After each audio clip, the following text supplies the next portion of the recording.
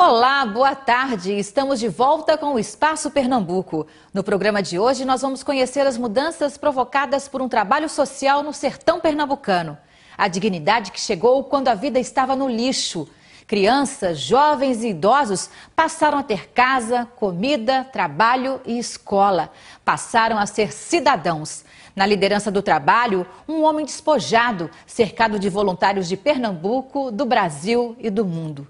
Assim é a Fundação Terra, uma instituição que completa 30 anos, mantida com fé, dedicação e trabalho. Inunda meu ser, teu sangue me lava. Uma vida dedicada ao próximo.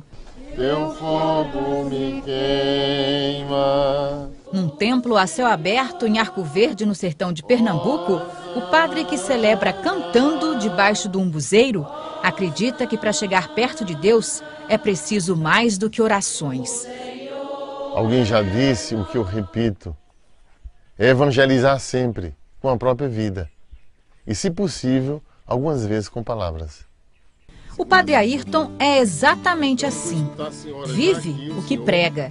É um homem de muita fé e procura praticar o evangelho no dia a dia. Ele se revela um cristão através do jeito de viver. Vós sois o caminho, a verdade e a vida.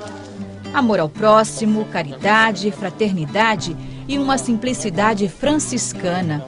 Fez voto de pobreza e se veste com roupas de sacos de farinha de trigo. O saco é simples e é útil. Porque o saco é despojado. O saco é despojado. O saco facilmente identifica o que ele é, para que serve. E eu sou um servo de Deus. Olhando a mim, a pessoa poderá dizer: ali vai um servo. É um homem que serve.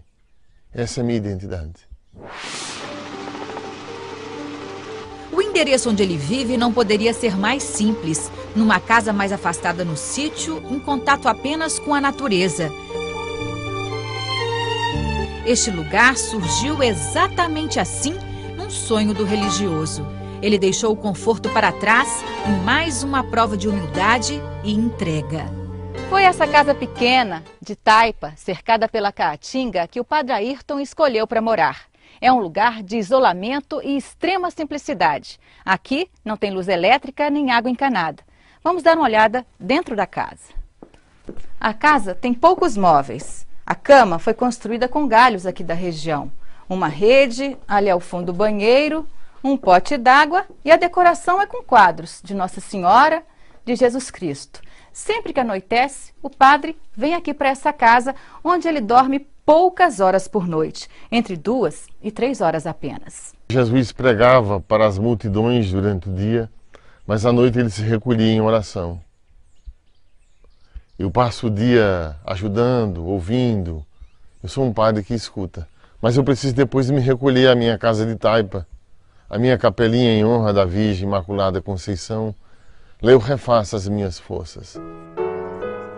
No alto da pequena capela de taipa, uma cruz. Este é o local onde o padre Ayrton reza quase todas as madrugadas. Uma vida de orações e de dedicação a quem mais precisa. Em 31 anos de sacerdócio, ele não acumula riqueza. Qual o patrimônio do senhor? Algumas roupas de saco, uma sandália de plástico? E um bocado de criança para criar. Um bocado de boca para alimentar. Por humildade, padre Ayrton é dono de um legado valioso. Conseguiu a façanha quase milagrosa de resgatar centenas de vidas do lixo em Arco Verde, no sertão de Pernambuco. Muita gente diz que aquele padre veio para aqui mandado de Jesus Cristo, só pode ter sido mesmo. Aquele dali é o servo de Deus de verdade, porque o que ele faz, Deus assina. Houve um tempo de incerteza em que o padre Ayrton enfrentou uma crise existencial e balançou. Com 2 anos de sacerdócio, a dúvida ocupou a cabeça e o coração do padre. Ser padre para quê? Mas para que eu ser padre, sabe? Puxa vida. Eu conheci a Rua do Lixo num momento assim tão difícil. E a partir daquele momento eu disse, eu encontro sentido vivendo para eles, com eles, a partir deles, tendo Cristo como a centralidade da minha vida. A Rua do Lixo era o pior dos pesadelos. Vim parar no lixo para não morrer de fome e de sede. Mais de 200 famílias vivendo na miséria e no abandono nos anos de 1980. Gente e animais disputavam as sobras. Muitas crianças encontravam entre os restos o que comer, o que vestir. Catavam material reciclável para vender. Desde uns 8 anos que eu trabalho no lixo. Vidas que se perdiam no lixo. Você tem muita vontade de estar na escola? Tem, Por quê? porque é o futuro. Até que um grupo de jovens levou o padre Ayrton para conhecer a comunidade entregue à miséria e ao abandono. O que o senhor pensou quando viu a Rua do Lixo pela primeira vez? Eu fiquei tão emocionado quando vi as pessoas catando lixo, quebrando pedra, uma criança gritando, por amor de Deus, eu estou com fome. Eu reconheci o Senhor ali presente e resolvi partilhar minha vida com eles. O antigo lixão ficou no passado. Hoje a Rua do Lixo segue em direção a um futuro mais digno para os seus moradores. Esse endereço virou um símbolo de transformação e um exemplo de que a fé move montanhas, até mesmo as montanhas de lixo e todas as dificuldades que elas representam. Na rua onde as crianças corriam atrás do caminhão de lixo, elas agora caminham até a escola felizes da vida. As casas são de tijolo e cimento, tudo bem diferente. Logo quando Paraíso chegou aqui, essa comunidade era um descaso, né? Assim, só lama, as casas eram tudo cobertas de lata, de papelão, não tinha água encanada, não tem energia, muito barata, muito rato, mosca. O padre foi morar na Rua do Lixo. Viveu nessa pequena casa de pedra construída pela comunidade durante 16 anos. Viveu como os pobres também. Igual a gente, não tinha diferença nenhuma. Igual, comia o que a gente comia, bebia do que a gente bebia. E a vida aqui foi essa. Brincava com as crianças, ajudava como ele podia, né, assim, do jeito dele. Ele juntou as preces, as orações e criou a Fundação Terra inspirada num lema. Sempre eu digo, o Evangelho é a prática. O Evangelho é a prática, nunca somente a fala. A palavra liberta, mas a prática arrasta, convence, transforma.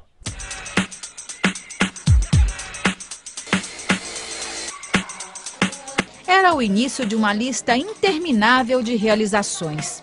A creche para os filhos das catadoras veio primeiro. Depois, a escola para 650 crianças.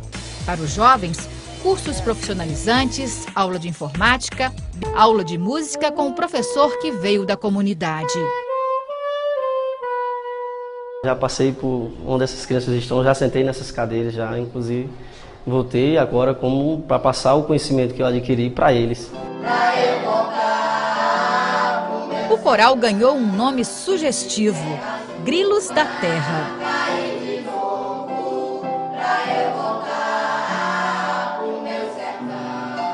As crianças formaram um grupo de maracatu que é uma beleza. O que representou para você essa oportunidade de estudar, de fazer parte de um grupo cultural? Foi uma oportunidade muito boa, que todos nós, não só eu, como posso dizer, como posso falar para todo o grupo, que essa oportunidade única que a gente tem, que a gente já viajou para canto, que a gente nunca pensou que ia viajar um dia na vida. Para os idosos, o endereço para chamar de lar. O lixo agora tem outro significado. Se transformou em instrumentos musicais pelo talento do grupo de percussão. Isso é o que faz a criançada transformar e viver outra história, outro sentido da vida, né?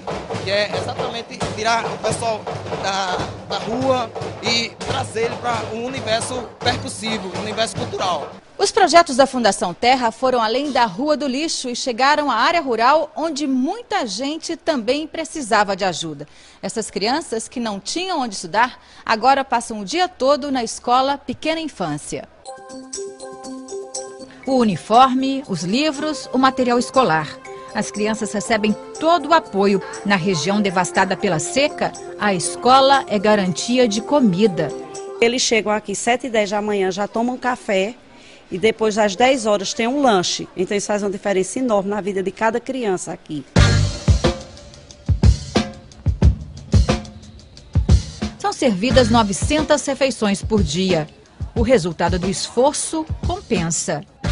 Todos os dias, todas as semanas, havia crianças morrendo aqui. Hoje, dificilmente se morre uma criança nessa comunidade.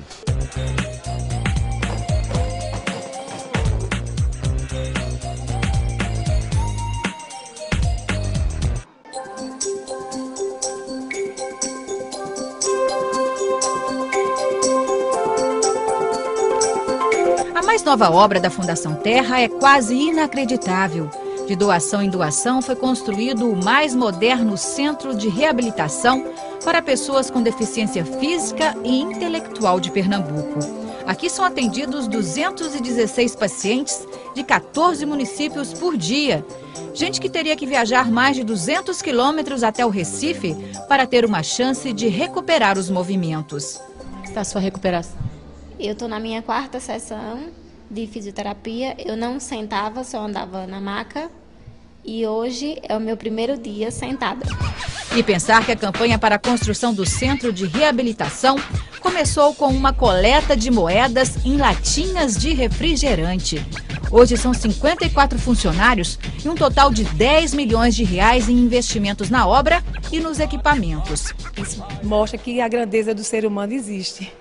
A gente não pode desacreditar na força do ser humano e na capacidade que algumas pessoas, principalmente como o Padre Ayrton, tem de agregar num trabalho desse pessoas que têm interesse, que muitas vezes estavam perdidas, queriam, mas não tinham como.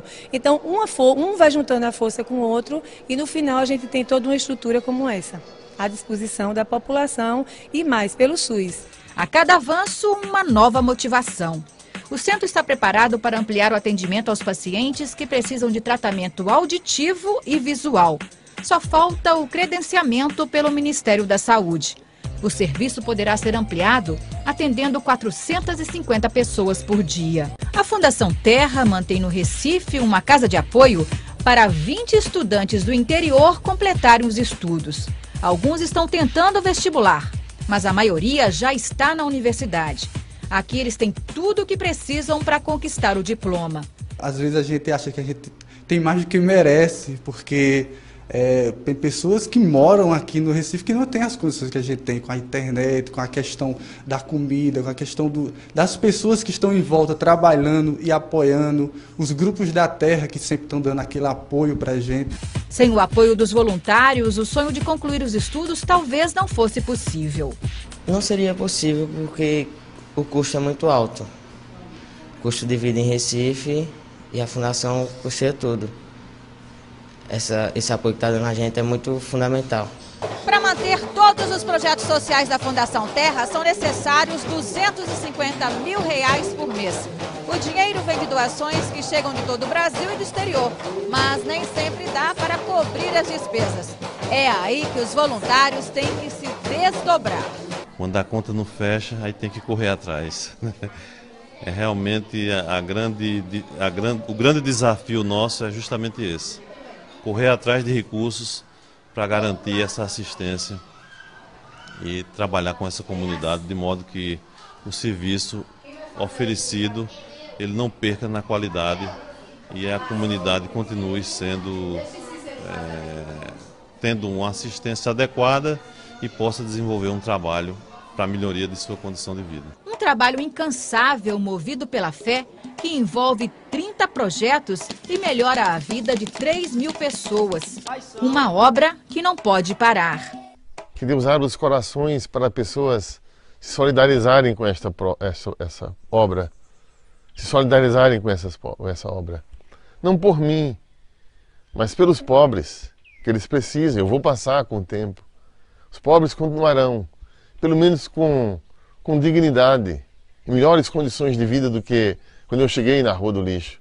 Muita coisa fizemos, muita coisa precisa fazer. O sacerdote ainda arranja tempo para ouvir todos que o procuram. E são muitos também em busca de conselhos espirituais. Gente que vem de longe e sempre encontra palavras de consolo. Eu vim bonito. Por que você veio? Porque eu já vim procurar aqui várias vezes, né? E problemas que eu tive financeiro, problema de saúde.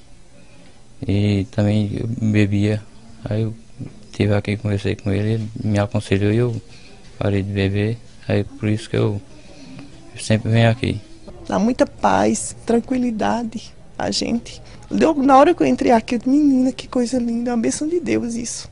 O maior exemplo que eu vejo dele é de acreditar que as pessoas podem fazer, né?